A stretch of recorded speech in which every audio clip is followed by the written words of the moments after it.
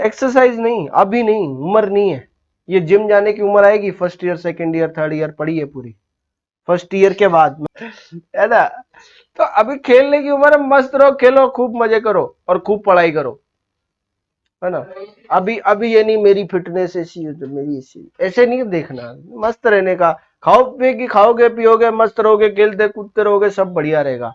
क्या बास्केटबॉल वगैरह है, बैडमिंटन है, टेनिस, टेबल टेनिस है, टेबल टेनिस मजा नहीं आता, टेनिस है, ठीक है। टीटी, टेनिस, हाँ। हाँ टेनिस तो मजा आता है, टेबल टेनिस में कुछ खास नहीं है। तो ऐसी चीजें करो, ये है ना, एक्सरसाइज एक्सरसाइज की उम्र नहीं है तुम्हारी अभी। और आधे घंटे में तो थक जाता है आदमी। मैं आधे घंटे फुटबॉल में मेरी हवा निकल जाती है। क्या? हाँ, हाँ बास्केटबॉल में निकल जाती है ना, टेबल टेनिस में निकल जाती है। और खेलने आने वाला चाहिए। एक तो हमारा दोस्त था, वो बोले यार मैं तो 1 घंटा खेल सकता हूँ। मैंने कहा अच्छी बात है। बाद में पता पड़ा भाई साहब कुछ खेलता ही नहीं हो, तो खड़ा रहता है, हाँ तू भाग ले तू भाग ले। तो खेल थोड़ी रहा, पागल उड़ा रहा है। अरे ऐसे काम भी मत कर ले डायरेक्ट तो, है ना, गड़बड़ हो जाए। चलो मुद्दे पे आ जाते हैं। Equation of a plane perpendicular to a given vector and passing through a given, एक पॉइंट से पास हो रहा है और एक नॉर्मल वेक्टर दिया हुआ है, यानी परपेंडिकुलर वेक्टर दिया हुआ है। उसकी इक्वेशन क्या होती है? देखो पासिंग पॉइंट मैंने मान लिया ए वेक्टर, क्या मान लिया बेटा? इसको बोल दूंगा x1 y1 z1 है कि नहीं।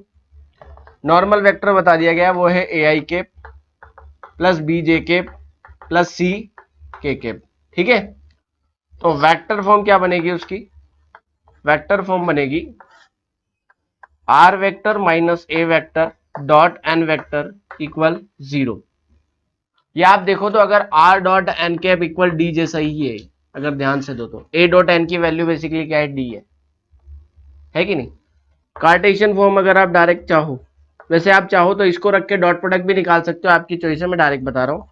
ए into X minus x1 plus B into Y minus y1 plus C into Z minus z1 equal 0, ठीक है। ये क्या है? Cartesian form. और ये क्या है? Vector form. आप चाहो तो ए की वैल्यू यहां डाल दो, एन की वैल्यू यहां डाल दो, डॉट प्रोडक्ट निकाल दो, यही है, ठीक है। और अगर आप ध्यान से देखो तो यहां पे देखो, ये R dot N vector equal A dot N vector, ऐसा आएगा नहीं आएगा? है ना। ये A dot N upon magnitude of N, यहां से भी डिवाइड करूंगा, यहां पे भी डिवाइड करूंगा, तो ये बेसिकली क्या है मेरा? ये डी है। क्या है मेरा? डी। जो आर डॉट एन के इक्वल डी में आता था ना, ये मेरा मैग्नीट्यूड है। बस इसको डायरेक्ट इन्होंने शो कर रखा है यहाँ पे। क्लियर है इतनी बात? ठीक है, नोट कर ले बेटा इसे फटाफट से। ओके देखो अगला क्वेश्चन एक दिया हुआ है, find the vector of Cartesian equation, example number 17 page number 482। Cartesian और वेक्टर इक्वेशन निकाल रही है, जहां पे पास हो रहा है ये 5,2, -4 से। कहां से पास हो रहा है बेटा? तो अपना ए वेक्टर क्या है? 5,2, -4। ए वेक्टर है 5i प्लस 2j -4 के। क्लियर है ना। और इसे मैं कार्टेशियन में बोलूं तो 5,2, -4, जो कि x1 y1 और z1 है। क्लियर है बेटा? ठीक है। उसके बाद मेरा क्या है? एन वेक्टर, नॉर्मल वेक्टर कितना दिया हुआ है बेटा? नॉर्मल वेक्टर 2, 3,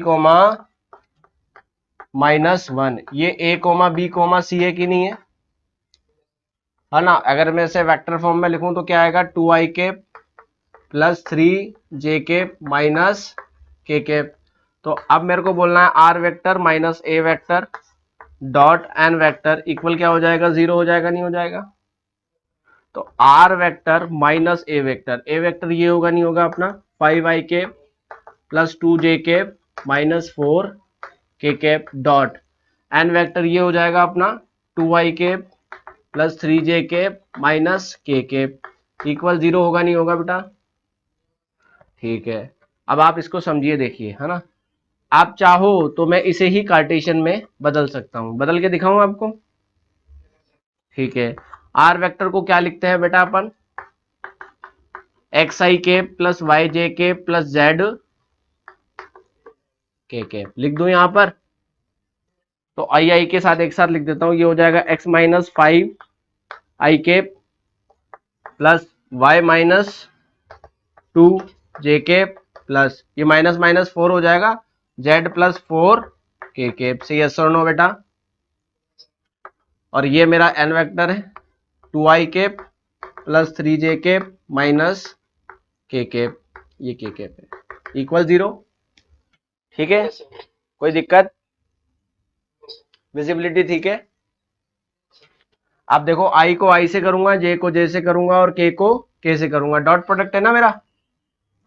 तो 2 इंटू दिस, तो 2 into X minus 5 plus 3 into Y minus 2 minus 1 है, माइनस 1 इंटू तो ये माइनस जेड प्लस 4 इक्वल क्या हो जाएगा 0। देखो मेरी कार्टेशियन फॉर्म आई नहीं आई। अगर आपको मैं दिखाऊं a कितना था 2, b कितना है 3, c कितना है -1 है कि नहीं अभी भी। x माइनस a इंटू क्या था x माइनस x1, x1 कितना है 5, देखो 5 plus b y minus y1, देखो y1 कितना है 2 है कि नहीं, प्लस c कितना था -1 और z माइनस z1, तो z1 कितना होगा -4 तभी +4 आया होगा। देखो z1 माइनस हो रहा ही नहीं हो रहा कंपेयर। क्लियर है, ट्रांसफॉर्मेशन समझ में आ गया कि ये कैसे मैंने बदल दिया पूरा। ठीक है, so this is my vector form. ये कौन सी फॉर्म थी मेरी, वेक्टर, उसको मैंने किस में बदल दिया, कार्टेशियन में। क्लियर है, कोई डाउट, छाप लो। ठीक है, ठीक है, कोई दिक्कत नहीं है ना। अब इसे और भी खोल सकते हो आप चाहो तो, 2x minus 10 3y minus 6 minus Z plus -4 फिर आप कैलकुलेट कर सकते हो, है ना, एक ही बात होगी, कोई दिक्कत वाली बात नहीं। ठीक है, ये सॉल्व करोगे तो ये आएगा 2x plus 3y minus Z equal 20। Okay, अच्छा अब बात करते हैं 3 पासिंग पॉइंट से। क्या बात करते हैं, 3, हाँ नहीं 3 नॉन कॉलिनियर पॉइंट मतलब 3 पासिंग पॉइंट से, प्लेन में जो 3 पॉइंट्स ऐसे हैं जो अवेलेबल है।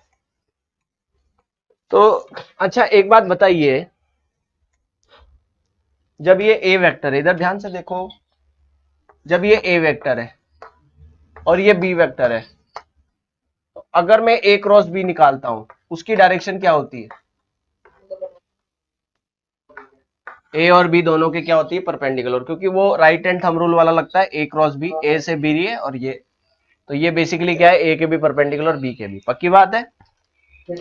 तो देखो इसमें 3 पॉइंट्स पास दिए गए, मतलब ये बोला गया, ऐसे बोला जा रहा है, ये मेरा प्लेन है, इस पे ए वेक्टर है, इसी पे बी वेक्टर भी है और इसी पे क्या है सी वेक्टर भी है। ठीक है, तीनों वेक्टर्स हैं। तो अब आप बताइए कि ये बेसिकली इसकी इक्वेशन क्या है। तो एक पॉइंट से पास हो रहा है वो तो मिल गया अपने को। अगर मैं ए बी वेक्टर निकाल दूं, बी सी वेक्टर निकाल दूं, पोजीशन वेक्टर, और अगर मैं इसका क्रॉस प्रोडक्ट कर दूं, क्या कर दूं मैं, तो इससे नॉर्मल मिल जाएगा, नहीं मिल जाएगा मुझे इसका। तो अभी मैंने बोला एक पॉइंट से पास होता हो, नॉर्मल वेक्टर गिवन हो, तो इक्वेशन का फॉर्मूला आपको पता है आर माइनस ए वेक्टर और ये एन वेक्टर इक्वल 0। अगर मुझे ये पोजीशन वेक्टर है, मान लो इसको मैं बोल देता हूँ b1 और इसे बोल देता हूँ मैं b2, तो ये क्या हो जाएगा r माइनस ए b1 क्रॉस b2 हो जाएगा, नहीं हो जाएगा, इक्वल 0। अब b1 कैसे निकलेगा b माइनस ए से, कैसे निकलेगा b माइनस ए से निकलेगा, नहीं निकलेगा, समझते हो ना। ए बी वेक्टर ऐसे बताता था मैं, b माइनस ए से, है ना, याद है। तो ऐसे b माइनस ए क्रॉस ये क्या हो जाएगा c माइनस बी या c माइनस ए, ऐसे लिख दूं। बात एक ही, आपकी इच्छा है, आप इससे निकालो ए बी और ए सी, ऐसे निकाल लो, फिर क्रॉस प्रोडक्ट कर लो, कोई फर्क पड़ेगा क्या। देखो यही फॉर्मूला है कि नहीं है मेरे पास 3 पॉइंट से पासिंग का वेक्टर फॉर्म। क्लियर है, ठीक है। अब इसको कार्टेशियन में लिखूंगा तो कैसे लिखूंगा, देखिए मान लीजिए मेरा बी क्या है, x2 coma y2 coma z2, ए क्या है मेरा x1 y1 और z1, सी क्या है मेरा x3 y3 और z3। क्लियर है, x2 y2 z2 x1 y1 z1 और x3 y3 z3। क्लियर है बात, ठीक है। अब आप एक बात समझिए कि मैं कर रहा हूं यहाँ पे b माइनस है, यानी x2 minus x1 y2 minus y1 z2 minus z1। यहाँ पे कर रहा हूं ये c माइनस है, यानी x3 minus x1 y3 minus y1 z3 minus z1। और r माइनस है, यानी क्या कर रहा हूं मैं, x minus x1 y minus y1 z minus z1। हो रहा है नहीं हो रहा, क्योंकि r क्या है मेरा xi के y के j के और z के केप, और a क्या है मेरा x1 i के y1 j के और z1 के केप, है ना। तो बेसिकली क्या है, x माइनस x1 i से i को करूंगा तो x minus x1 y minus y1 और z माइनस z। क्लियर है ये बात, ठीक है। अब आप देखिए क्रॉस प्रोडक्ट निकालने के लिए क्या आता था अपना, डिटर्मिनेंट आती थी, याद हो तो, आई केप जे केप के केप, यही आती थी। बी माइनस है, यानी x2 minus x1 y2 minus y1 और z2 माइनस z1, है ना। सी माइनस है, यानी x3 minus x1 y3 minus y1 और z3 माइनस z1। होगा नहीं होगा। अब आपको पता है इससे अगर मैं डॉट प्रोडक्ट निकालता हूं, यहां डॉट प्रोडक्ट क्या आएगा, x minus x1 I cap plus y minus y1 J cap plus z minus z1 K cap, है कि नहीं। अब अगर मैं इससे डॉट प्रोडक्ट निकालता हूं तो आई हट जाएगा, जे गायब हो जाता है और के गायब हो जाता है, तो ये आई जे के की जगह क्या आ जाएगा मेरे पास values, x minus x1 y minus y1 और z माइनस z1 आ जाएगा नहीं आ जाएगा, इक्वल क्या हो जाएगा, 0 हो जाएगा नहीं हो जाएगा बेटा, क्योंकि यही था इक्वल, ये इक्वल यहाँ पे 0 है, ठीक है ना, क्योंकि r माइनस है डॉट एन वेक्टर 0 होता है। एन वेक्टर को निकालने का तरीका निकालना है, समझ में आई कार्टेशियन फॉर्म कैसे बनाई गई है, क्लियर है, कोई डाउट।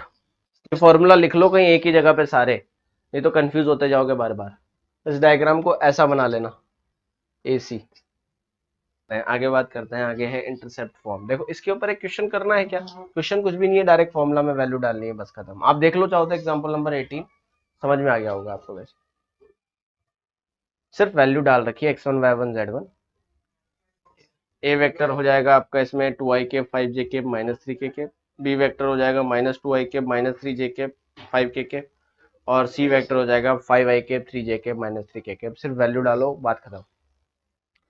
और अगर आप आर वेक्टर की जगह डाल, और वहां पे अगर कार्टेशियन फॉर्म है तो कार्टेशियन में भी x1 y1 z1 x2 y2 z2 formula की वैल्यू डालनी है, और कुछ भी नहीं एक्सपांड करना है, ठीक है।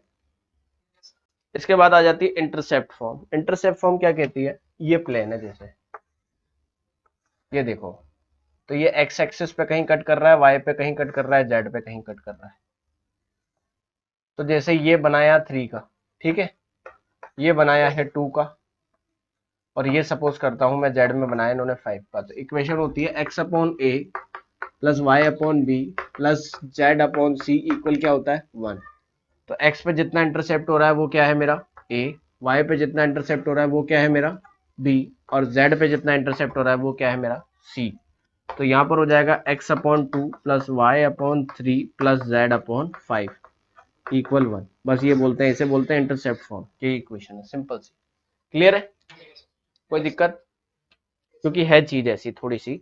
बट अब आप 11.3 का कुछ क्वेश्चन अटेम्प्ट कर सकते हो, आराम से कर लेना है। क्वेश्चन नंबर 7 तक हो जाएंगे आराम से, ठीक है, 7 तक आराम से हो जाएंगे।